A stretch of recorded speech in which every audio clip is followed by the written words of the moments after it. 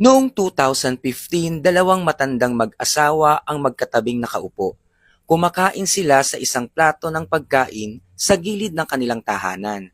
Isang simpleng sandali, ngunit puno ng pagmamahal. Makalipas ang isang taon, nakunan muli sila ng kamera. Nakaupo pa rin sa iisang lugar na para bang hindi nagbabago ang kanilang mundo. Maliit man ang kanilang mundo, sapat na iyon para sa dalawang pusong nagmamahalan. Ngunit dumating ang araw na nagbago ang lahat. 2017, tanging si Lola na lang ang nakita.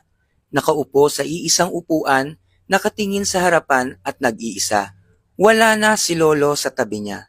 2018 na andun pa rin si Lola. Ngunit hindi na siya umupo sa kanyang karaniwang upuan.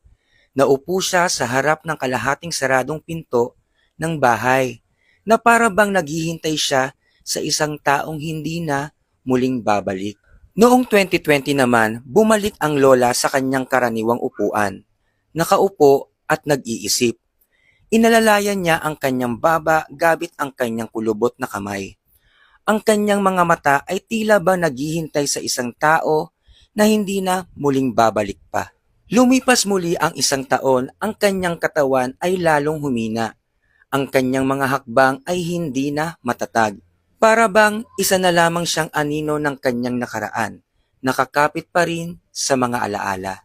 2022, makikita ang asul na pinto ay sarado na. Natila ba wala nang bakas ni Lola? Marahil ay sumama na siya sa kanyang minamahal at magkasama na sila ngayon sa mas mapayapang lugar. 2023, tumataas na ang ligaw na damo sa paligid ng bahay. Kumupas na din ang pintura nito at nananatiling nakalak ang pinto. Ang upuan sa labas ng bahay ay hindi na katulad ng dati. 2024, inalis ang mga damo at malinis na ang lugar. Ngunit nananatiling tahimik ang bahay. Mukhang wala na talagang tao dito. At 2025, ang bahay ay wala na at pinatag na ang lupa.